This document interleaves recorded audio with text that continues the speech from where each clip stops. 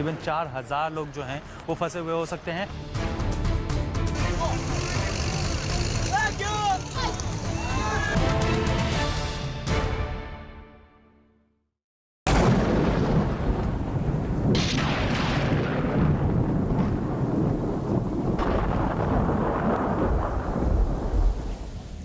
तो देश के ज्यादातर राज्य जो हैं वो बाढ़ की चपेट में है। महाराष्ट्र के कोल्हापुर में कई दिनों से बारिश हो रही है, जिसकी वजह से बाढ़ जैसे हालात बन गए हैं। कोल्हापुर में दूर दूर तक बस पानी ही पानी दिखाई पड़ रहा है। नदियों का बहाव इतना तेज है कि वहां से पानी निकलकर सड़कों पर सैलाब की शक्ल में बह रहा है।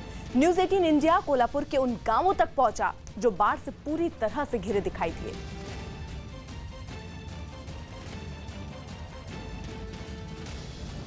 तो महाराष्ट्र कोल्हापुर की ये तस्वीरें हैं। कई लोग पहले ही स्थिति को देखते हुए उसको भाप के सुरक्षित ठिकानों पर पहुंच गए हैं अपने बच्चे कुछ सामान के साथ। लेकिन बहुत सारे परिवार ऐसे भी हैं जो इन बाढ़ में अभी भी अपने घरों पर फंसे हुए हैं और इंतजार उन्हें सिर्फ इस बात का है कि जो टीमें हैं, जो एनडीआरएफ की टीमें या रेस्क्यू टीमें हैं, वो जल्द से जल्द उन तक पहुंचें और उन्हें इस स्थिति से बाहर निकालें और सुरक्षित जगहों पर पहुंचाएं। और स्थिति देखिए, केवल इंसानों के लिए वहां पर बुरी नहीं है, वहां जो मवेशी हैं उनकी भी हालत बेहद खराब, वो भी कई जगहों पर पानी में फंसे हुए हैं। हालांकि एनडीआरएफ की टीम बोट से पूरे इलाके की छानबीन कर रही है और ढूंढने की कोशिश कर रही है कि अगर कहीं पर भी कोई शख्स या कोई मवेशी फंसा हो तो उसे जल्द से जल्द निकालकर सुरक्षित जगहों पर पहुंचाया जा सके। तो महाराष्ट्र के अलग अलग जो राज्य हैं, स्थिति कमोबेश ऐसी ही है। बाढ़ से हालात बेहद खराब है। कोल्हापुर में जारी मूसलाधार बरसात का आलम यह है कि कोई भी चीज अब बची नहीं है।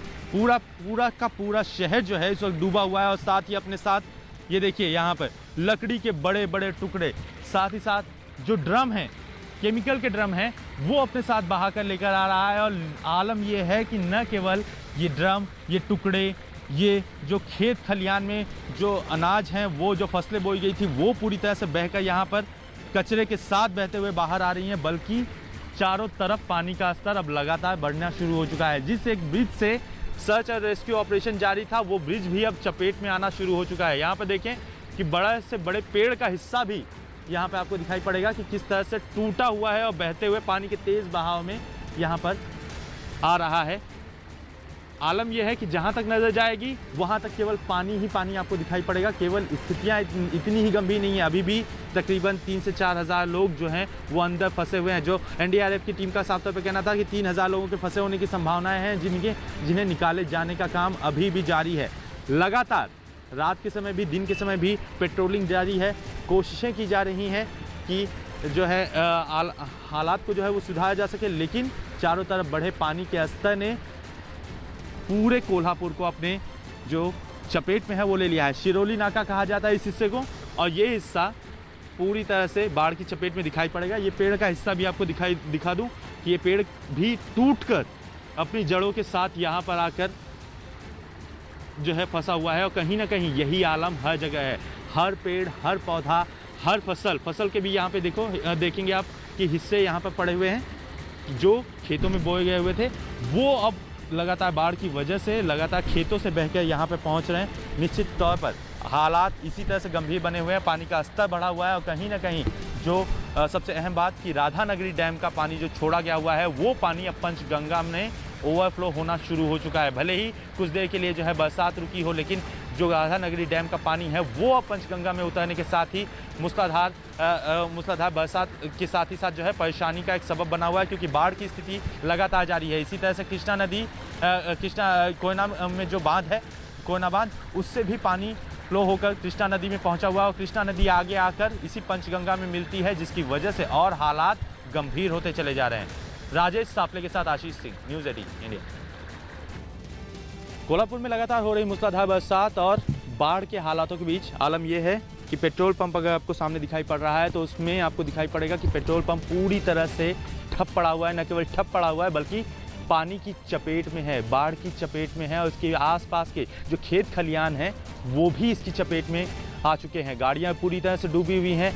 जो खेत खलियान है उनकी वो पूरी तरह से बर्बाद हो चुकी है और कहीं ना कहीं तस्वीर कोल्हापुर की इस बाढ़ ने बदल कर रख दी है। आलम यह है कि जहाँ तक नज़र जाती है पानी का केवल एक सैलाब ही दिखाई पड़ता है। ये देखिए, आलम ये है कि जीना यहाँ पे दुश्वार हो चुका है लोगों का। रेस्क्यू और सर्च ऑपरेशन अभी भी जारी है। तकरीबन 10,000 लोगों को एनडीआरएफ की टीम, एसडीआरएफ की टीम, आर्मी की यूनिट, नेवी और कोस्ट गार्ड ने जो है वो निकाला है। लेकिन लगातार जो मूसलाधार बरसात हो रही है, उसके अलावा राधानगरी डैम के जो है दरवाजे, 5 दरवाजे जो है वो खुल चुके हैं, जिसकी वजह से पंचगंगा नदी में जो है वो पानी का फ्लो जो है वो बढ़ता चला जा रहा है। इसके अलावा कोयना डैम से भी जो है पानी छूटने की वजह से कृष्णा नदी में जो है बाढ़ के हालात तैयार हुए हैं, जो आगे चलकर पंचगंगा नदी में मिलती है, और इसी वजह से ये हालात और बिगड़ते चले जा रहे हैं। दूसरी तरफ आपको देखें, यहाँ पर सर्च एंड रेस्क्यू ऑपरेशन जारी है, लेकिन आगे का रास्ता आपको बिल्कुल भी दिखाई नहीं पड़ेगा। NH4 ये हाईवे है और केवल यही हिस्सा बचा हुआ है जो इस वक्त जो है वो बाढ़ के हालात से, जहां बाढ़ के हालातों से निपटने के लिए ऑपरेशन किया जा रहा है। पानी का स्तर जो है वो लगातार बढ़ता चला जा रहा है और ये स्तर कहीं ना कहीं मुसीबतों की वजह बना हुआ है।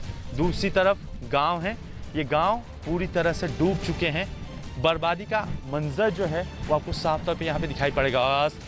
अगले 48 घंटे इसी तरह से मूसलाधार बरसात जो है वो जारी रहेगी, जिसके मद्देनज़र कहीं ना कहीं और तकलीफ़ें बढ़ सकती हैं। पानी का स्तर देखें आप, पूरा गांव, पूरा शिरोली गांव है, कराड़ का के जो है कई इलाके हैं, कई गांव हैं, और साथ ही साथ चिखली जो गांव है वो पूरी तरह से प्रभावित हुआ है। अब तक 10,000 लोगों को निकाला गया, लेकिन हालात अभी भी सुधरे नहीं हैं और पानी का जल स्तर वो और बढ़ने वाला है, क्योंकि राधानगरी डैम से उतरा हुआ पानी अब लगातार बढ़ता चला जा रहा है। यहाँ पर देखें आपको कि किस तरह से पानी जो है वो अपनी चपेट में लिए हुए है। इस ब्रिज को भी, केवल यही एक ब्रिज बचा हुआ है जहां से रेस्क्यू ऑपरेशन ऑपरेट किया जा रहा है। दूसरी तरफ आपको यहाँ पर दिखाई पड़ेगा कि जो सर्च और रेस्क्यू ऑपरेशन है उसके लिए लगातार यहीं से टीमें डिप्लॉय, एनडीआरएफ की टीमों को डिप्लॉय किया जा रहा है ताकि सर्च एंड रेस्क्यू ऑपरेशन किया जा सके। हाँ, आलम यह है कि लोग फंसे हुए हैं, ऐसे में जो टीमें अंदर की तरफ डिप्लॉय होती हैं वो टीमें सीधे अंदर की तरफ जाती हैं, आवाज़ लगाई जाती है। गांव में अगर किसी पेड़ पर, किसी घर में, कहीं किसी जगह पर कोई मौजूद है तो उससे वहाँ से तुरंत जो है वो बाहर निकाला जा सकता है। लेकिन फ़िलहाल जो है सर्च एंड रेस्क्यू ऑपरेशन इस हालात में करना बड़ा मुश्किल होता है। NH4 हाईवे यहीं से ख़त्म हो जाता है, जिसके बाद NH4 का जो पुणे बेंगलोर हाईवे है वो पूरी तरह से ठप पड़ गया है। और वहीं दूसरी तरफ कोल्हापुर की कनेक्टिविटी, जो कोल्हापुर सिटी है, वहाँ पे जाने की कनेक्टिविटी भी पूरी तरह से आपको यहाँ पे ख़त्म होती हुई दिखाई पड़ेगी।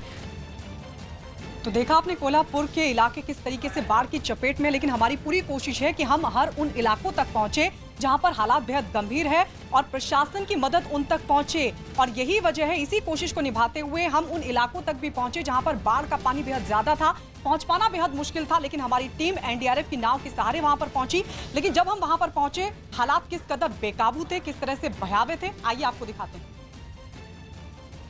कोल्हापुर में जिस तरह से मूसलाधार बरसात और बाढ़ आई हुई है, उसके हालात इस तरह से हैं कि गांव के गांव डूबे हुए हैं। जीवन जो डिजास्टर जो सिस्टम है वो इस वक्त यहाँ पे काम कर रहा है, एक एनजीओ के तौर पे यहाँ पे काम कर रहा है। और सबसे अहम बात कि इस गांव को बचाने में अभी भी तकरीबन 200 लोग फंसे हुए हैं। ये कौन सा गांव है सर जहाँ पे ये 200? नीलेवाड़ी गाँव है, हाथकरंगले तालुका कोल्हापुर जिले में सा नीलेवाड़ी गाँव है। तकरीबन अभी कितने लोग फंसे? अभी अंदर 250 लोग हैं। हमने 1000 लोगों को उधर से रेस्क्यू ऑपरेशन से निकाला है। एक चीज बताएं कि प्रशासन का कहना है कि पहले ही अलर्ट कर दिया गया था, उसके बावजूद जो है ये गाँव वालों को पहले बताया था, लेकिन ये गाँव वाले कैसे सुनते नहीं। ये बताते हैं कि हमको इधर का सब अंदाज है, हम इधर के रहने वाले, हमको पानी का अंदाज है, तब तक हम नहीं आएंगे। अभी पानी बढ़ रहा है, जैसे पानी बढ़ रहा है तब लोग अभी भीड़ कर रहे हैं और इधर झगड़ा हो रहा है इधर बाहर आने के लिए। अभी हमने 1000 लोगों को निकाला है, बचे हुए 250 लोगों को हम आज शाम तक निकालेंगे। साफ तौर पे देखें, यहाँ पे आपको दिखाई पड़ेगा कि घर जो है वो डूबे हुए हैं, पूरी तरह से पानी चारों तरफ आपको दिखाई पड़ेगा। जो खंबे हैं, जो इलेक्ट्रिसिटी के खंबे हैं, वहाँ तक पानी भरा हुआ है। यानी अंदाज़ा लगा लीजिए कि ज़मीन की सतह से पानी का स्तर कितना ऊंचा है। और ऐसे में निश्चित तौर पर गाँव वाले जो हैं उन्हें बचाने के लिए युद्ध स्तर पर ये काम किया जा रहा है। ये कोल्हापुर का एक एनजीओ है जो लगातार इसमें काम कर रहा है। और सबसे अहम बात यह है कि अभी भी तकरीबन 200 लोग फंसे हुए हैं। इसके अलावा जानवर भी कई हैं। और यहाँ पे गांव में करीबन सर 1000 जानवर है।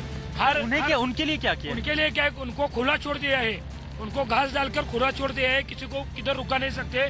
पूरे गांव में कमर के ऊपर पानी है पूरे गांव में। हमने कलेक्टर साहब को विनती की है, इस गांव का पुनर्वसन करो। हमारे नवे पारगांव के सरपंच जो है प्रदीप देशमुख साहब है, उन्होंने सबने साफ तौर पे देखें, यहाँ पे आपको पोल दिखाई पड़ेगा।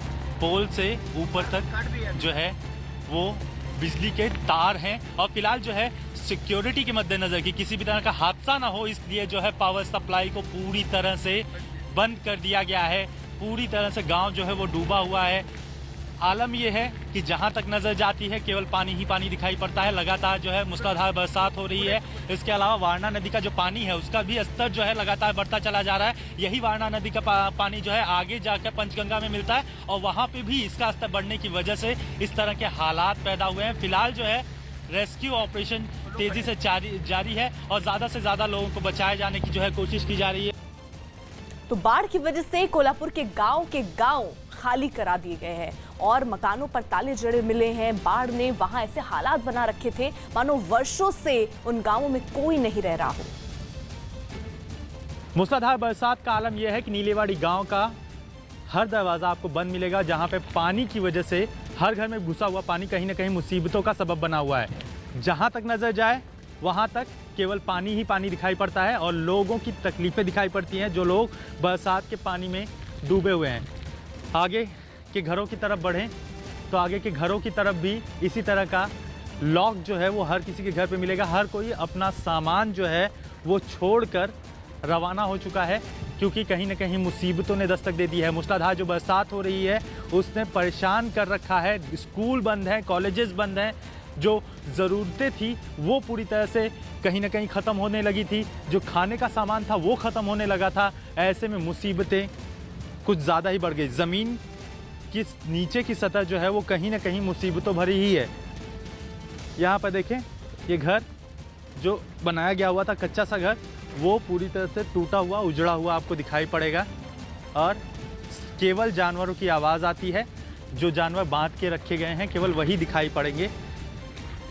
लॉक जो है वो लगा हुआ है हर घर पे, हर जगह पे ताला ही ताला दिखाई पड़ता है। गांव पूरा सन्नाटे में इस वक्त डूबा हुआ है।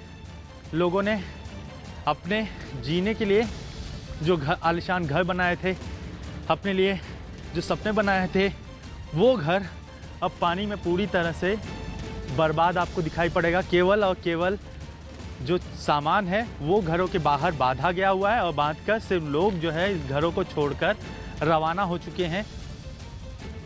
कोल्हापुर में कई गांव तो ऐसे हैं जहां पर कमर से भी ऊपर तक पानी है, लेकिन इन गांवों का भी दौरा करने के लिए, इन गांवों तक भी पहुंचने के लिए हमने पूरी कोशिश की। काफी परेशानियों को झेलने के बाद न्यूज़ 18 इंडिया की टीम जब उन गांव तक पहुंची तो वहां पर लोग एक साथ एक दूसरे को पकड़कर गांव से निकलते हुए दिखाई।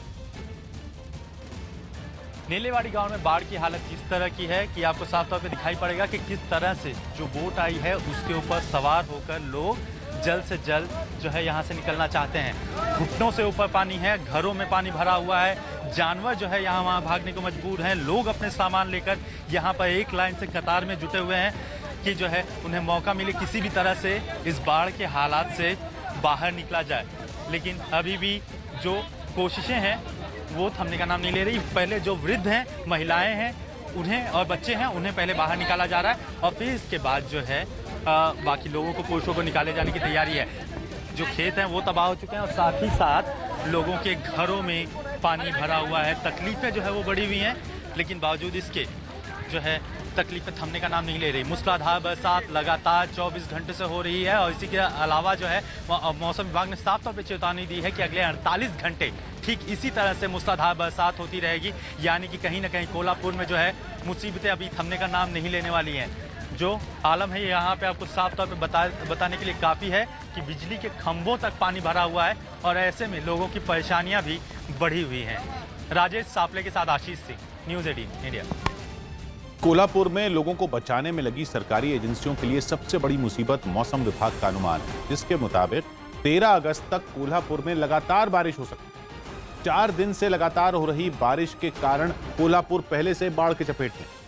ज्यादा मुसीबत इसलिए है क्योंकि पंचगंगा, कृष्णा और वारणा नदियां उफान पर हैं। 2 दिन पहले बांध से छोड़ा गया हजारों क्यूसेक पानी भी शहर में दाखिल हो चुका है।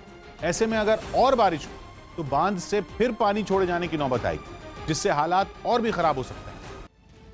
तो महाराष्ट्र के कोल्हापुर में लगातार हो रही बारिश और बाढ़ ने हजारों लोगों की जिंदगी प्रभावित कर दी है। भारी बारिश और बाढ़ ने सब कुछ बर्बाद कर दिया। पानी में फंसे 5 लोगों का रेस्क्यू किया गया। सांसद संभाजी छत्रपति की मांग पर रक्षा मंत्री राजनाथ सिंह ने सेना की टुकड़ी को राहत और बचाव के काम में लगाया है। सांसद संभाजी छत्रपति खुद भी लोगों के रेस्क्यू ऑपरेशन में सेना के साथ लोगों की मदद करते दिखाई दिए। छत्रपति संभाजी शिवाजी महाराज के वंशज हैं। तो किस तरीके से जो वहां पर सांसद हैं संभाजी छत्रपति, वो खुद भी लोगों के रेस्क्यू के ऑपरेशन में जुड़े हुए हैं। न सिर्फ वो जुड़े रहे, वहां लोगों के बीच पहुंचकर मदद कर रहे थे और उन्होंने राजनाथ सिंह से भी इस बात की गुहार लगाई थी कि जल्द से जल्द जो राहत और बचाव के लोग हैं उन्हें जल्द से जल्द और लोगों को वहां भेजा जाए। जो हजारों लोग वहां प्रभावित हैं उन्हें वहां से सुरक्षित निकाला जा सके, और इसी काम को वो खुद भी करते नजर आए और लोगों तक पहुंचते नजर आए और लोगों की समस्याओं से खुद दो चार होते हुए नजर आए। तो बाढ़ से किस तरीके से आलम है कोल्हापुर का, आप देखिए। बाढ़ से चारों तरफ हाहाकार मचा हुआ है, कई लोग फंसे हुए हैं और वो इस इंतजार में फंसे हुए हैं कि जल्द से जल्द कोई टीम उन तक पहुंचे और उनको सुरक्षित स्थानों तक पहुंचाए, क्योंकि उनके पास खुद से निकलने का कोई विकल्प नहीं है।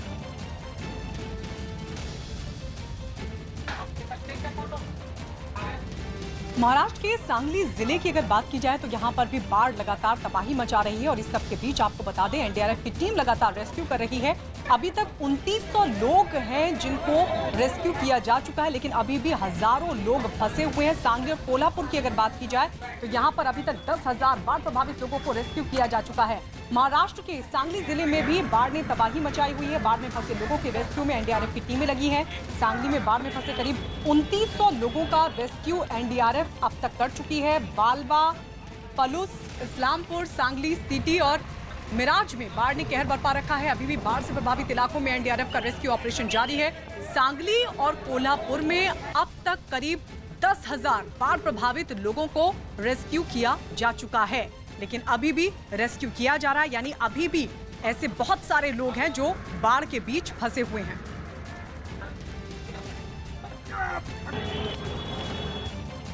मध्य प्रदेश में पिछले कई दिनों से लगातार बारिश हो रही है, जिस वजह से कई जिले बाढ़ की चपेट में हैं। गुना, छिंदवाड़ा, मंदसौर, उज्जैन समेत कई जिलों में बाढ़ का पानी रिहायशी इलाकों में घुस गया है, जिससे लोगों को परेशानी का सामना करना पड़ रहा है। तो वहीं मध्य प्रदेश में 32 जिलों में बारिश को लेकर अलर्ट भी जारी किया गया है और लोगों से कहा गया है कि जल्द से जल्द वो सुरक्षित ठिकानों की तलाश के लिए निकल लें और खुद और अपने परिवार के साथ सुरक्षित जगह पर पहुंच जाएं। ये तस्वीरें निश्चित तौर पर अलग अलग जगहों की हैं, लेकिन जो आलम है वो एक जैसा ही है। हर जगह बाढ़ की स्थिति और इससे दो चार होते हुए लोग।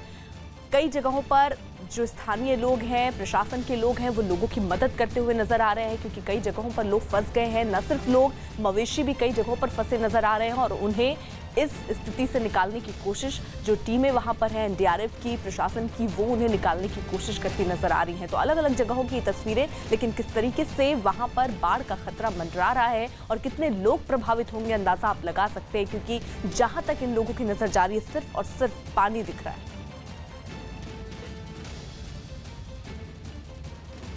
उधर मध्य प्रदेश में भी लगातार बारिश अपना कहर बरपा रही है और बारिश के चलते बाढ़ के हालात। गुना की तस्वीर आपको दिखाते हैं, जहां पर बारिश की वजह से पार्वती नदी उफान पर है और पार्वती नदी के उफान पर होने की वजह से इलाके जलमग्न हैं। तस्वीरें हम आपको दिखा रहे हैं किस तरीके से लोग जान जोखिम में डालकर नदी पार करते हुए नजर आ रहे हैं। ये बस जो कि यात्रियों से भरी हुई थी, ये भी बाढ़ के बीच, पानी के बीच क्रॉस करती हुई दिखाई दी। सड़कों पर बहती नदी के तेज बहाव के बीच यात्रियों की जान खतरे में डालकर बस ने पुल पार किया। तो सड़कें पानी में डूब चुकी हैं, तालाब में तब्दील हो चुकी हैं। हालात इतने बिगड़ चुके हैं कि सड़कों पर बहती नदी के तेज बहाव के बीच भी लोग गुजरने को मजबूर हैं। मध्य प्रदेश के गुना की तस्वीर हम आपको दिखा रहे हैं। भारी बारिश लगातार जारी है और ऐसे में पार्वती नदी खतरे के निशान के ऊपर बह रही है। पार्वती नदी के खतरे के निशान के ऊपर बहने की वजह से आसपास के इलाके पूरी तरह से पानी की चपेट में।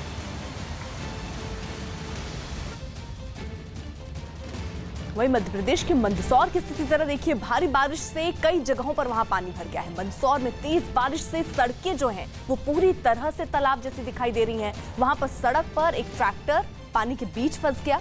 पानी में डूबी सड़क पर ट्रैक्टर कुछ दूर गया और फिर थोड़ा आगे जाकर पलट गया। यानी किस तरीके का मंजर होगा। ये जो तस्वीरें आप देख रहे हैं, नदी जैसी, तालाब जैसी स्थिति दिख रही है, लेकिन दरअसल ये सड़क है और इसी सड़क से एक ट्रैक्टर वाला अपनी गाड़ी को लेकर पार करने की कोशिश करता नजर आया। कुछ दूर तक तो उसका ट्रैक्टर उसके साथ चलता दिखा, लेकिन उसके बाद आगे संतुलन बिगड़ा और किस तरीके से ये ट्रैक्टर पलट गया, जरा तस्वीरें आप देखिए। ट्रैक्टर पहले तो इस पानी के बीच से गुजरता हुआ नजर आया, लेकिन थोड़ी ही दूर जैसे ये ट्रैक्टर गया उसके बाद ट्रैक्टर का संतुलन बिगड़ा, पानी के बीच के ट्रैक्टर फंस गया और ये ट्रैक्टर वहां पर पलट गया। यानी ये मंदसौर की तस्वीरें हैं और किस तरीके से लोग अपनी जान जोखिम में डालकर इसको पार करने की कोशिश कर रहे हैं। और ऐसी ही कोशिश एक ट्रैक्टर वाला भी कर रहा था, जिसके बाद ये ट्रैक्टर और वो ट्रैक्टर वाला जो ड्राइवर था वो दोनों ही ट्रैक्टर के साथ पलट गए।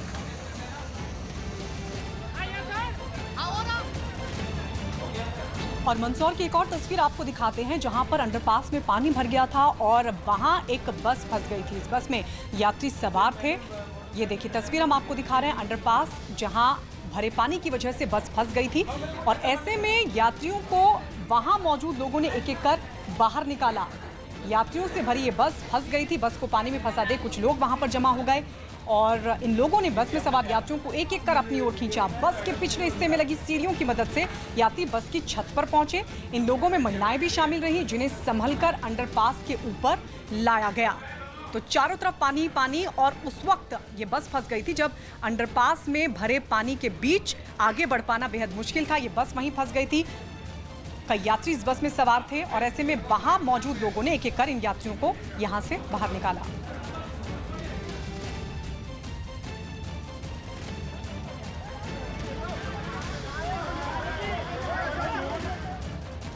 नरेंद्र धनौतिया हमारे साथ हमारे सहयोगी इस वक्त जुड़ चुके हैं मंदसौर से। नरेंद्र, स्थिति जरा बताइए कि ये जो बस है जब फंसी तो कितने लोग इसमें सवार थे और क्या जितने लोग थे वो अभी सुरक्षित निकाल लिए गए हैं?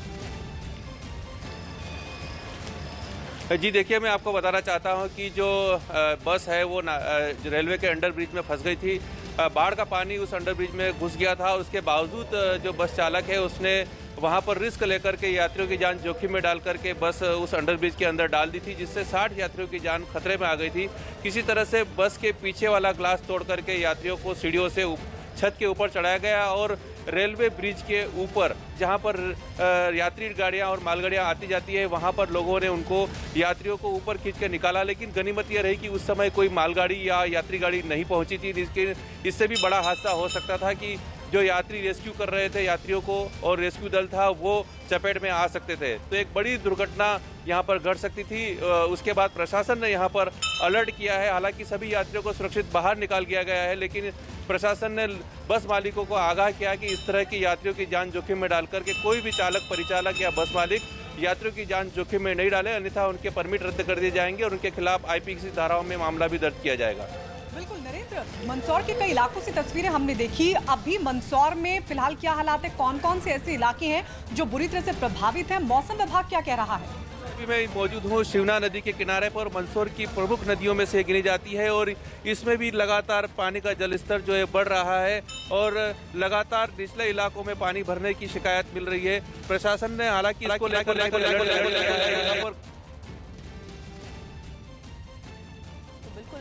जिस तरीके से बता रहे थे कि मंदसौर की जो ज्यादातर मंदसौर में जो इलाके हैं वो पूरी तरीके से जलमग्न नजर आ रहे हैं। लोगों के लिए मुसीबतें वहां पर बढ़ गई हैं। कई जगहों पर तस्वीरें भी हमने देखी कि किस तरीके से लोगों को दिक्कत हो रही है। एक जगह जहां बस फंस गई, दूसरी तरफ एक ट्रैक्टर पलट गया। तो ये स्थिति मंदसौर की है।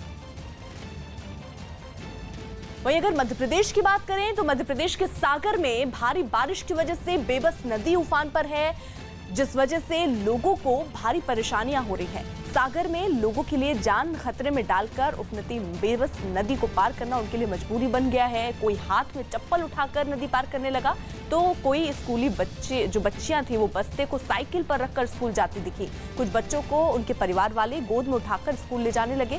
स्कूल बस और दूसरी गाड़ियां भी नदी पर पुल नहीं होने की वजह से बावजूद वहीं से गुजरी। लोगों की राज्य सरकार से मांग है कि बेबस नदी पर पुल बनवाया जाए।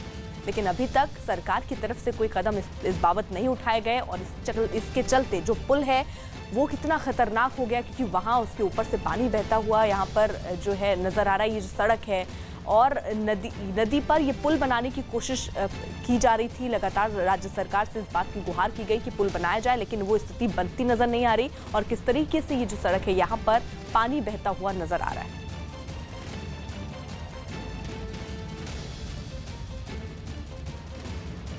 तो देख रहे 40 साल से दादा क्या स्थिति बनाते थे? बनना चाहिए, बहुत परेशानी से आना जाना पूरा बंद है।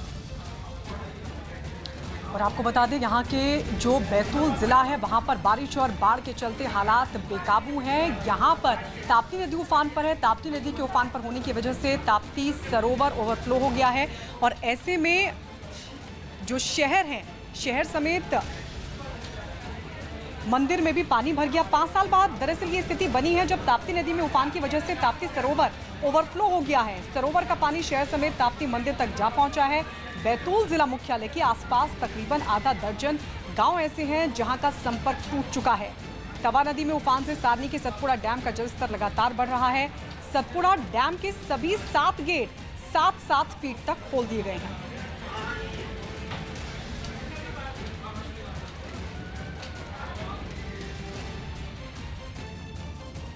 वहीं मध्य प्रदेश के उज्जैन में भारी बारिश से तनौडिया गांव के एक पुल पर पानी सैलाब बनकर बहने लगा, जिससे वहां से गुजरने वाले लोग दहशत में आ गए और पुल के दोनों ओर गाड़ियों और लोगों की भीड़ लग गई। हालांकि कुछ देर बाद 3 ट्रक वहां से गुजरे और उनके पीछे एक कार भी पुल के ऊपर बह रहे पानी से निकल गई।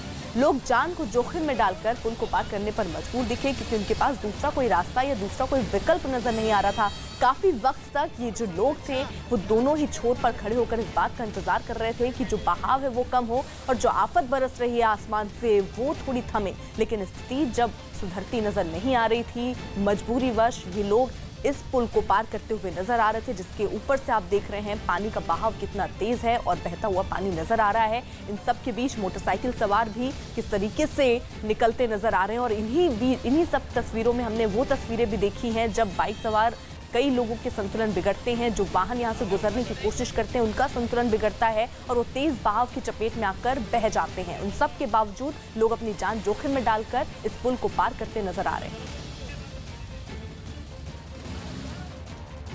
वहीं अगर मध्य प्रदेश के खरगोन की बात करें तो वहां भारी बारिश की वजह से सड़कें जो हैं वो तालाब जैसी दिखाई दे रही हैं। खरगोन में आधी सड़क पानी में डूब गई, जिससे लोगों को भारी परेशानी उठानी पड़ रही है, क्योंकि यही सड़क जो एक जगह से दूसरी जगह जाने का एकमात्र रास्ता उनके सामने था, वो सड़क भी अब वहां पर भी पानी भर गया, जिसके कारण लोगों को काफी दिक्कत हो रही है कहीं भी जाने आने में। और ऐसे में बाढ़ जैसे हालात और गहराते जा रहे हैं, क्योंकि जो निचले इलाके हैं कई जगहों पर वहां तो पानी भर चुका है, साथ ही साथ लोगों के घरों तक अब पानी पहुंचता दिख रहा है। ऐसे में लोगों के लिए मुसीबतें बहुत बढ़ गई हैं, क्योंकि रोजमर्रा के जो सामान हैं उन्हें लेने के लिए भी जिस रास्ते का वो इस्तेमाल करते थे उस रास्ते में भी अब पानी भर गया है और लोग जहां हैं वहीं रहने को मजबूर हो गए हैं। कुछ लोग तो अपने घरों में कैद हो गए हैं, क्योंकि उनके पास अगर वो नीचे उतरकर जाने की कोशिश भी करें तो चारों तरफ सिर्फ और सिर्फ पानी है, रास्ता उन्हें नजर नहीं आएगा। वहीं मध्य प्रदेश के झाबुआ की अगर बात करें तो वहां भी भारी बारिश से जो नदी नाले हैं वो उफान पर है। झाबुआ में नदी में उफान से पुल पर पानी भर गया, जिस वजह से लोग जान जोखिम में डालकर पुल को पार करने को मजबूर है, क्योंकि ये स्थिति तकरीबन देश के ज्यादातर राज्यों में है। नदियां जो हैं वो अब पुल के ऊपर पहुंच चुकी हैं, क्योंकि कई जगहों पर नदी का जलस्तर बढ़ा है, नदियां उफान पर हैं, जिसके चलते सड़क पुल ये सब इनकी चपेट में आ गए हैं। लेकिन लोगों के सामने मजबूरी ये है, क्योंकि ये एक अकेला रास्ता, अकेला विकल्प उनके पास है, जिसके कारण वो इधर इस छोर से उस छोर जा सकते हैं और लोग अपनी जान जोखिम में डालकर इसी तरह कई जगहों पर पुल पार करते हुए नजर आ रहे हैं। कई सड़कों को भी हमने तालाब में तब्दील होते हुए देखा है और ऐसे में ही लोग अपनी जान जोखिम में डालकर सड़कें पुल पार करते नजर आ रहे हैं। वहीं अगर गुजरात के छोटा उदयपुर की बात करें तो 7 घंटे में वहां पर 10 इंच बारिश से कई इलाकों में बाढ़ जैसे हालात पैदा हो गए हैं। छोटा उदयपुर में हेरण नदी में उफान आ गई, जिससे कई गांवों में पानी घुस गया, जिसके चलते लोगों को काफी दिक्कतों का सामना करना पड़ा। उनके घरों में जो बचा कुचा राशन था वो भी पानी की भेंट चढ़ गया। गांवों में पानी घुसने की वजह से अब लोग बेहद परेशान, कमर तक यहाँ पानी भर गया है। लोग जो भी सामान बचा उसे सर पर रखकर इधर उधर जाते हुए नजर आ रहे हैं और ये स्थिति हर जगह की है जहां जहां बाढ़ जैसे हालात।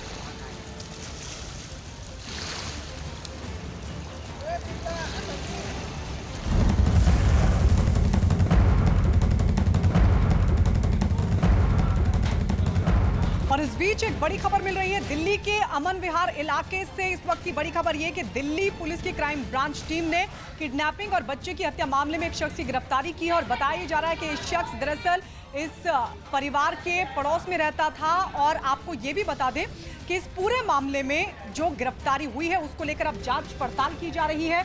इस मामले में 25 जुलाई को बच्चे की डेड बॉडी मिलने के बाद 25 लाख की फिरौती की मांग की गई थी।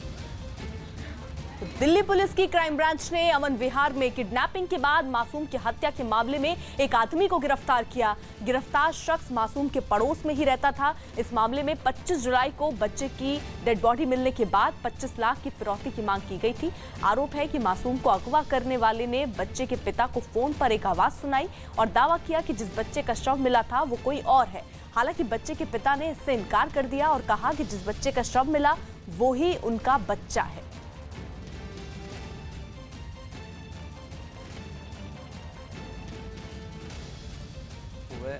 पोस्टमार्टम के लिए वहाँ पे गए हम, तो हम पहचाने हमारी लाश थी, हमारे बच्चे की लाश थी। वो 26 तारीख को सुबह हुआ था पोस्टमार्टम, तो सुबह देखे हम तो वो हमारी लाश थी। तो उसी टाइम फिर मेरे पास में एक फ़ोन आता है फिरौती के लिए, बोला 25 लाख रुपए का इंतज़ाम कर ले, वो आपका बच्चा नहीं है किसी और का बच्चा है वो। तो उस बच्चे को तो हमने आपके बच्चे के कपड़े पहनाए थे, ये बात हुई थी।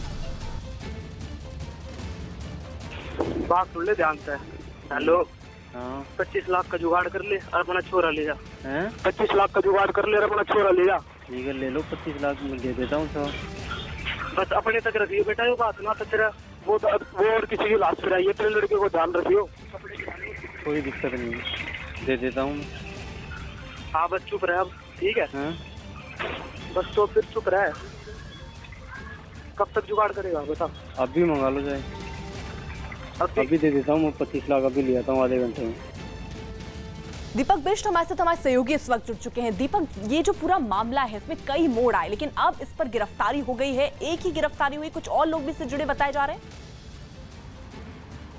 बिल्कुल निश्चित तौर पर, क्योंकि जो किडनैपर है ये पड़ोसी है मासूम बच्चे का और इसने 23 तारीख की रात को लगभग 9:30 बजे बच्चे का किडनैप किया था, जिसके बाद ये पुलिस को ये दावा कर रहा है कि इसने अगले दिन उस बच्चे की मासूम की हत्या कर दी थी। जिसके बाद जो परिवार है वो इस वक्त हमारे साथ खुद पिताजी है उसके, और हम उनसे ही पूछेंगे क्योंकि यहाँ पर लोकल थाने पर इन्होंने काफ़ी आरोप लगाए हैं। उसके बाद जब ये घटना हुई थी 25 तारीख को बच्चे का शव मिला था, उसके बाद भी परिवार लगातार पुलिस के चक्कर काटता रहा। क्या हुआ था उस दिन, ये बताइए सर। 23 तारीख को रात को 8:30 बजे के लगभग लड़का हो गया था गायब। उसके बाद में हम आके रात को 11 बजे थाने के अंदर अमन विहार थाने में रिपोर्ट दर्ज करवाई। उसके बाद में इन्होंने कुछ भी कार्रवाई नहीं करी। पुलिस आज तक भी घर पे जाके एक बार कुछ भी नहीं पूछा। उसके बाद के अंदर 25 लाख का फिरौती का फ़ोन आता है। 25 तारीख को बॉडी मिलती है, बॉडी के बाद में 25 लाख का बार फ़ोन आता है, कम से कम 25 बार फ़ोन आया होगा। क्या बोलता था किडनैपर? बोला 25 लाख रुपए लेके आओ और आपका लड़का जिंदा है मेरे पास में, आपके लड़के को कपड़े पहना के नाले के अंदर दूसरा लड़का है जो मिला है आपको बॉडी, वो दूसरा लड़का है, आपका लड़का तो जिंदा है, आप 25 लाख रुपए मेरे पास लेके आओ।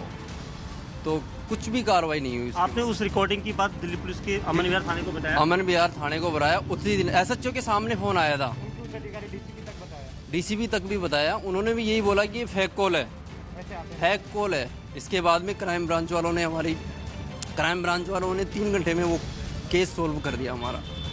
फिर वो पकड़ा गया, उसका नाम है गौतम, जो जस्ट मेरे घर के सामने रहता है जस्ट। क्या कोई दुश्मनी थी गौतम? कोई दुश्मनी नहीं थी सर, पैसों के लिए बोल रहा, पैसों के लिए उठाया है। अब उसको पकड़ा है क्राइम ब्रांच वालों ने, तो बोल रहा पैसों के लिए उठाया है। अगर ये बाद में, क्योंकि बच्चे का जब पोस्टमार्टम जिस दिन हुआ था 26 तारीख को, तो उसके बाद से ही आपको फिरौती के कॉल आए थे या पहले भी आ रहे थे? नहीं, पहले नहीं आ रहे थे सर। 26 तारीख को जब पोस्टमार्टम हो रहा था उसी टाइम में आ रहा था कि आप तुरंत अपने घर आ जाओ, यहाँ से आपका लड़का नहीं है, वो आपके लड़के को कपड़े पहना के फिर फेंका गया है नाले के अंदर। थाने का रवैया क्या रहा? पुलिस कब आपके पास आई घर में? थाना बिल्कुल कंडम है सर, उस टाइम 10 दिन तक पुलिस हमारे पास में घर में नहीं आई, आज तक नहीं गई पुलिस। तो क्राइम ब्रांच वालों ने सारा काम ये सोल्व किया हमारा केस। लेकिन हमने आपके जिले के डीसीपी एसडी मिश्रा से बात करी थी फोन पे, तो उनका कहना था कि उनके एसएचओ और टीम काम कर रही थी इसके। वो काम करती तो एक ट्रस्ट नहीं कर पाई, फोन नंबर उनको उसी टाइम दे दिया था 26 तारीख को। सर हमारी 3 घंटे तक कंटिन्यू पुलिस उनसे फिरौती से बात चल रही है, पुलिस वाले हमारे साथ है। 3 घंटे तक कंटिन्यू हमारी फिरौती से बात हो रही है। हमें बार बार वो बुला रहा है, यहाँ आ जाओ, वहाँ आ जाओ, ये आ जाओ। पुलिस वाले हमारे साथ थे, लेकिन 3-4 घंटे तक कंटिन्यू बात होने पर पुलिस वाले कॉल ट्रेस तक नहीं कर पाए। वो बंदा सामने खड़ा है, हमें देख रहा है कि बैग लेके यहाँ आ जाओ, बैग वहाँ फेंक दो। पुलिस वाले को सारी सूचना थी, पुलिस वाले साथ थे, तब तक पुलिस वाले ने उस बंदे को सामने तक नहीं पकड़ा। मतलब एसएचओ वगैरह सब साथ में थे, किसी ने पुलिस वाले ने कोई कार्रवाई नहीं की। बाद में पुलिस वाले बोलते हैं आप घर जाओ, फेक कॉल है, कुछ नहीं है। क्राइम पेट्रोल वालों ने थोड़ा बाद में रुतबा दिखाया, उन्होंने हिम्मत दिखाई और उसको किडनैप किया। आज किडनैप करके उसने बताया, वो बंदा बोल रहा है मैं अकेले बच्चे को लेके गया था। आज हमारा दिल ये नहीं मानता है कि वो अकेला बंदा उस बच्चे को ले जाके मार दिया। हम अभी भी संतुष्ट नहीं है उस चीज से। आपने प्रोटेस्ट भी किया था, कब प्रोटेस्ट किया था और क्यों किया था? प्रोटेस्ट सर, उसको जब फोन आया था ना, वो फोन के अंदर हमें 3-4 बंदे की आवाज़ लग रही है। 3-4 बंदे की, वो बोल रहा है मैंने अकेला ले जाके अकेला फेंका है, अकेला मारा है पैसों के लिए। तो हम तो इस चीज़ से बिल्कुल संतुष्ट नहीं है। जब थाना ही 15 दिन से कुछ नहीं कर रहा है तो कैसे संतुष्ट होंगे सर हम? अर्पिता, मैं इसमें एक चीज़ जरूर बताना चाहूँगा, क्योंकि दिल्ली पुलिस का जो अमन विहार थाना है, ये वही थाना है जहाँ पर सबसे ज़्यादा बच्चे किडनैपिंग होने के रिकॉर्ड यहाँ पर दर्ज होते हैं। और सबसे अहम चीज़ यही है कि जब पीड़ित परिवार को रिकॉर्डिंग के जरिए धमकी दी जा रही थी और फिरौती की रकम मांगी जा रही थी 25 लाख, उसके बाद भी जो अपहरण करता था वो पड़ोसी था, उसको ट्रेस किया जा सकता था। लेकिन दिल्ली पुलिस के अमन विहार थाने ने बिल्कुल भी ट्रेस नहीं किया। अगर ट्रेस किया जाता तो शायद। चलिए, बहुत बहुत शुक्रिया दीपक तमाम जानकारी के लिए। उधर दिल्ली के नजदीक अगर गुरुग्राम की बात करें तो वहां पर ट्रैफिक सिग्नल तोड़ने पर पुलिस वाले के साथ पति पत्नी ने बदतमीजी की। पति और पत्नी ने इस दौरान वहां मौजूद एक मीडिया कर्मी की जमकर पिटाई की। दोनों ने पुलिस के सामने ही कैमरामैन की पिटाई शुरू कर दी। इस दौरान आरोपी पति और पत्नी ने कैमरा भी तोड़ दिया। दोनों को हालांकि पुलिस ने हिरासत में ले लिया। तो गुरुग्राम की तस्वीरें हैं, किस तरीके से वहां ट्रैफिक सिग्नल तोड़ने पर पुलिस वाले के साथ पति पत्नी ने बदतमीजी की। पति और पत्नी ने इस दौरान वहां जो मौजूद मीडिया कर्मी था उसकी भी जमकर पिटाई कर दी। दोनों ने पुलिस के सामने ही कैमरामैन की पिटाई शुरू कर दी। इस दौरान आरोपी पति पत्नी ने कैमरा जो था उसे भी तोड़ दिया। हालांकि उसके बाद उन पर कार्रवाई की गई और दोनों को पुलिस ने फिलहाल हिरासत में ले लिया है।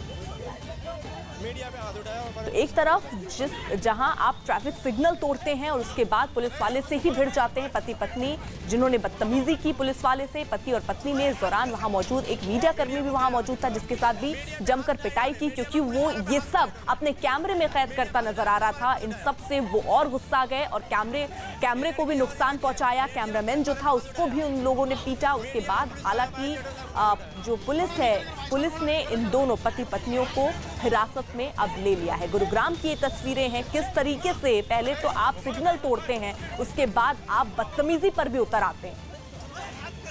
धर्मवीर हमारे साथ हमारे सहयोगी इस वक्त जुड़ चुके हैं। धर्मवीर, एक तो ट्रैफिक सिग्नल तोड़ा गया, उसके बाद आप बदतमीजी कर रहे हैं, वहां पुलिस वाले को मार रहे हैं, वहां मीडिया कर्मी को मारा जा रहा है। बिल्कुल, देखिए सुबह 10 बजे की ये सोना रोड पे वाटिका चौक की घटना है, जब ये पति पत्नी जा रहे थे और जैसे ही इन्होंने वहाँ पर ट्रैफिक सिग्नल तोड़ा, उसके बाद पुलिस कर्मियों ने उनकी गाड़ी रुकवाई और उसके बाद इन्होंने ना सिर्फ पुलिस कर्मियों के साथ बहस की बल्कि उन पर गाड़ी चलाने का प्रयास किया। लेकिन उसी वक्त जब मौके पर मीडिया कर्मी पहुंचे तो इन्होंने उनके साथ भी मारपीट की, उनका कैमरा भी तोड़ दिया। फिलहाल इन दोनों को जो है युवक युवती को सेक्टर 50 थाने में हिरासत में ले लिया गया है और अभी पुलिस जो है आगे की कार्रवाई कर रही है। जहां वहां पर सीसीटीवी कैमराज लगे हुए थे उनकी भी फुटेज जो है निकाली जा रही है ताकि इसमें पूरी घटना जो है वो सामने आ सके कि आखिरकार ऐसा क्यों हुआ, तो क्यों इन पति पत्नी ने पुलिसकर्मी पर गाड़ी चढ़ाने की कोशिश की पहले, उसके बाद क्यों इन्होंने उनके साथ मारपीट तक की नौबत आई। शुक्रिया धर्मवीर।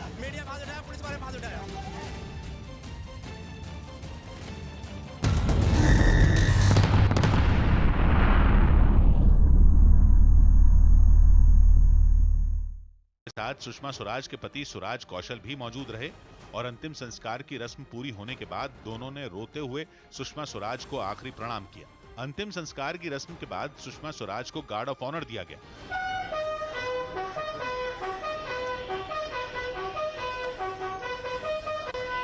सुषमा स्वराज के अंतिम संस्कार के दौरान वहां प्रधानमंत्री मोदी, लाल कृष्ण आडवाणी और अमित शाह समेत बीजेपी के सभी बड़े नेता मौजूद रहे, जिनके चेहरे की उदासी ये बयां कर रही थी कि सुषमा स्वराज के जाने से बीजेपी को कितना बड़ा नुकसान हुआ है। सुषमा स्वराज के अंतिम दर्शन के वक्त उनके बारे में बात करते हुए कई नेताओं का गला भरा। इन नेताओं के लिए ये यकीन करना मुश्किल था कि सुषमा स्वराज अब उनके बीच नहीं रही, क्योंकि किसी को भी उम्मीद नहीं थी कि सुषमा स्वराज का इस तरह से अचानक निधन हो जाएगा। इससे ज्यादा तो कष्टदायक हमारे को तो लगता नहीं जिंदगी में कोई पीरियड आया है। देखते ही देखते चली गई, मेरे पास तो शब्द नहीं है, मैं क्या बताऊं। झारखंड से बीजेपी सांसद निशिकांत दुबे के लिए इस पर यकीन करना और मुश्किल था, क्योंकि निधन से कुछ घंटे पहले ही सुषमा स्वराज ने उनसे बात की थी। और एक बड़ी बात मैं टीवी 18 को कह रहा हूँ कि कल भी जब मैंने 370 पर भाषण दिया था तो कल भी उनका फोन आया। सुषमा स्वराज का इस तरह से दुनिया से जाना केवल उनके परिवार और बीजेपी नेताओं के लिए ही नहीं, उनके समर्थकों के लिए भी बेहद तकलीफ भरा था। यही वजह है कि बीजेपी दफ्तर में रखे उनके पार्थिव शरीर को देखकर कई लोग खुद को रोक नहीं पाए और फूट फूट कर रोने लगे, जिनमें एमडीएच कंपनी के मालिक धर्मपाल का नाम भी शामिल है। उन्होंने जैसे ही सुषमा स्वराज का पार्थिव शरीर देखा, उनकी आंखों में आंसू आ गए। लोगों का सुषमा स्वराज के लिए प्यार देखकर उनका परिवार भी बेहद भावुक हो गया और तिरंगे में लिपटे सुषमा स्वराज के पार्थिव शरीर को उनके पति और बेटी ने आखिरी बार सलाम किया, जिसके बाद राजनाथ सिंह, जेपी नड्डा, रविशंकर प्रसाद और पीयूष गोयल ने उन्हें कंधा दिया और सुषमा स्वराज अपने अंतिम सफर पर निकल गईं। आज आप देख सकते हैं कि तस्वीरों में बीजेपी दफ्तर के अंदर की ये तस्वीरें हैं, जहां पर बड़ी संख्या में कार्यकर्ता लगातार नारेबाजी कर रहे हैं सुषमा स्वराज को लेकर। और यहां पर ये जो फ्यूनरल एम्बुलेंस है उसके अंदर पार्थिव शरीर को रखा गया है, जहां पर केंद्रीय मंत्री स्मृति ईरानी भी उसके अंदर मौजूद हैं। दिल्ली सरकार ने सुषमा स्वराज के निधन पर राजधानी दिल्ली में 2 दिन के शोक की घोषणा की है। सौभाग्य की बात है कि सुषमा स्वराज जैसी नेता की कमी कोई पूरी नहीं कर सकता। सुषमा स्वराज ने अपनी मेहनत और अपनी काबिलियत के बूते राजनीति में वो मकाम हासिल किया जो बहुत कम लोगों को मिलता है। अहम पदों पर रहते हुए उन्होंने राजनीतिक दायरों से ऊपर उठकर काम किया। यही वजह है कि उनके निधन से केवल बीजेपी ही नहीं, दूसरी पार्टियों के नेता भी बेहद दुखी। शरद पवार ने सीएम फडणवीस की जनादेश यात्रा पर सवाल उठाए। एनसीपी नेता शरद पवार ने महाराष्ट्र में सूखे के बहाने मुख्यमंत्री देवेंद्र फडणवीस की जनादेश यात्रा पर सवाल उठाए। यह पानी तो है, सूखा स्थिति इस एरिया में इनकी यात्रा। यूपी के बागपत में पुलिस ने मुठभेड़ में गोली लगने से घायल हुए एक बदमाश को गिरफ्तार कर लिया, जबकि उसका एक साथी भागने में कामयाब रहा। इसमें आगे की विधिक कार्रवाई प्रचलित है। हरियाणा के रोहतक में पुलिस ने खुफिया विभाग में नौकरी लगाने का झांसा देने के आरोप में 2 संदिग्धों को गिरफ्तार कर लिया। देखने में संदिग्ध दिखाई दे रहे थे तो उसके बारे में पूछताछ की गई और मुकदमा दर्ज करके अरेस्ट किया गया। भारत में श्रीलंका के उच्चायुक्त ऑस्टिन फर्नांडो ने भी सुषमा स्वराज को श्रद्धांजलि दी। As a minister, she was very friendly and she was very accommodative. I think that's very great. Congress नेता दीपेंद्र हुड्डा ने पूर्व विदेश मंत्री सुषमा स्वराज से उनके पारिवारिक रिश्ते बताए। उनके साथ एक बहुत लंबा एक पारिवारिक हमारा संबंध रहा।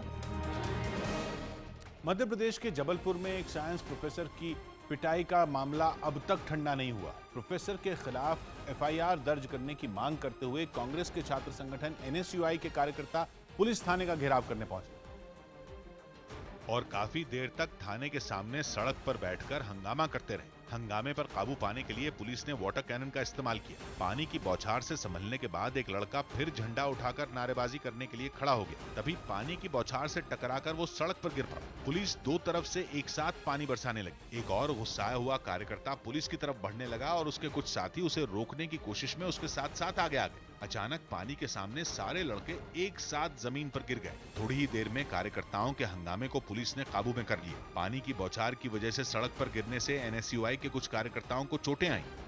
लेकिन एनएसयूआई का दावा है कि जब तक प्रोफेसर के खिलाफ एफआईआर दर्ज नहीं होगी, तब तक विरोध बंद नहीं होगा। एनएसयूआई के ही कार्यकर्ताओं पर प्रोफेसर से मारपीट का आरोप, जबकि एनएसयूआई के कार्यकर्ता प्रोफेसर पर कुछ दलित छात्रों से बुरा बर्ताव करने का आरोप लगा रहे हैं। 2 दलित छात्रों और जाति सूचक गाली देते हुए उनके साथ मारपीट की गई, लेकिन प्रोफेसर पे एफआईआर दर्ज नहीं की गई। मामले में बीजेपी का छात्र संगठन एबीवीपी भी सड़कों पर उतर चुका है और एनएसयूआई के कार्यकर्ताओं पर सख्त कार्रवाई की मांग कर रहा है, जबकि पुलिस दोनों पक्षों की शिकायत पर जांच का दावा कर रही है। उनकी शिकायत ली गई है, जांच की जा रही है। पिछले हफ्ते शनिवार को कॉलेज में प्रोफेसर से मारपीट की घटना हुई थी। उसके बाद से ही इस मामले पर एनएसयूआई और एबीवीपी आमने सामने हैं। सौगात की एक बात यह कि साइंस प्रोफेसर की पिटाई के मामले पर कांग्रेस और बीजेपी के छात्र संगठन आमने सामने हैं और दोनों में कोई भी पीछे हटने को तैयार नहीं। हफ्ता भर पहले वडोदरा में हुई भारी बारिश से गाड़ियों को हुए नुकसान को देखते हुए वहां की ट्रैफिक पुलिस ने लोगों को राहत पहुंचाने के लिए एक अहम फैसला किया है। जानकारी के मुताबिक वडोदरा ट्रैफिक पुलिस ने 15 अगस्त तक ट्रैफिक सिग्नल तोड़ने वाले लोगों का चालान नहीं करने का ऐलान किया। ट्रैफिक पुलिस ने यह फैसला 31 जुलाई को हुई भारी बारिश के बाद हजारों गाड़ियों को हुए नुकसान को देखते हुए किया। 31 जुलाई को वडोदरा में 20 इंच से ज्यादा बारिश हुई थी, जिसकी वजह से शहर के ज्यादातर हिस्सों में कई फीट पानी भर गया था। बताया गया कि पानी में डूबने की वजह से 7,000 कारें और 50,000 दोपहिया गाड़ियों को भारी नुकसान पहुंचा है, जिनकी मरम्मत में करीब 23 करोड़ रुपए खर्च होने का अनुमान है। ऐसे में बाढ़ की मार से बेहाल लोगों को राहत पहुंचाने के लिए ट्रैफिक पुलिस ने 15 अगस्त तक उन पर कोई जुर्माना नहीं लगाने का फैसला किया। रूस के रहने वाले एक लड़के ने हांगकांग की सबसे ऊंची इमारत पर हैरान करने वाला करतब दिखाया। यह इमारत दुनिया की सबसे ऊंची इमारतों में शामिल है, जिसकी छत के ऊपर रूस के मशहूर स्टंटमैन ओलेग शेस्टचेंको ने छज्जे पर बिना डरे दौड़ लगाई। ऊंचाई इतनी कि नीचे सड़क पर खड़ी कारें चींटियों की तरह दिख रही थीं। एक वक्त तो ओलेग किनारे पर गिरते गिरते बचे। ऊंची इमारतों पर स्टंट करने वाले ओलेग इंटरनेट पर ओलेग क्रिकेट के नाम से मशहूर हैं। हाल ही में हांगकांग की ही एक इमारत पर उन्होंने स्केटिंग बोर्ड के साथ करतब का वीडियो शेयर किया था, जिसमें वो ऊंचाई के बावजूद छत की रेलिंग पर बैकफ्लिप करते दिखे। हैरानी की बात यह कि ओलेग रेलिंग पर छलांग लगाते हुए पेट के बल गिरते नजर आए। ओलेग हांगकांग के अलावा दुबई समेत दुनिया के कई शहरों में करतब दिखा चुके हैं। अपने स्टंट के कई वीडियो उन्होंने सोशल मीडिया पर भी शेयर किए।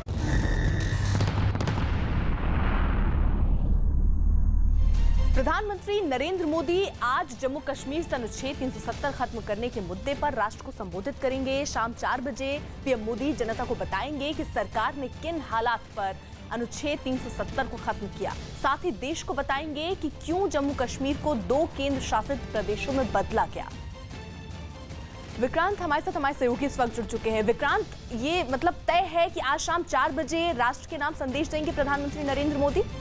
देखिए, अभी तक जो हमें जानकारी मिल रही है उसके मुताबिक जिस तरीके से जिस तर्ज पर प्रधानमंत्री मन की बात करते हैं उसी तरीके से ये बात करेंगे। रेडियो के जरिए संदेश होगा और इसमें पूरी जानकारी दी जाएगी, क्योंकि आपको स्मरण होगा कि जब ये 370 आया था उसी दौरान हम लोगों ने खबर की थी कि प्रधानमंत्री कल, यानी जो बीता हुआ कल है, रात को 8 बजे संबोधन कर सकते हैं, इस तरीके की खबर थी। लेकिन चूंकि सुषमा स्वराज के पूर्व केंद्रीय मंत्री का निधन हो गया था और कल उनका अंतिम संस्कार भी हुआ था, इस कारण से वो सारे सरकारी कार्यक्रम टाल दिए गए थे और प्रधानमंत्री का वो कार्यक्रम भी टल गया था। और अब जो जानकारी मिल रही है, आज शाम को 4 बजे ये संबोधन किया जाएगा और जो जानकारी है उसके मुताबिक कश्मीर पर ही ये संबोधन होने की पूरी उम्मीद है, क्योंकि कश्मीर को लेकर के कई तरह के सवाल हैं और प्रधानमंत्री का अभी तक कोई बयान उस बारे में ट्विटर के अलावा सामने नहीं आए हैं। शुक्रिया विक्रांत।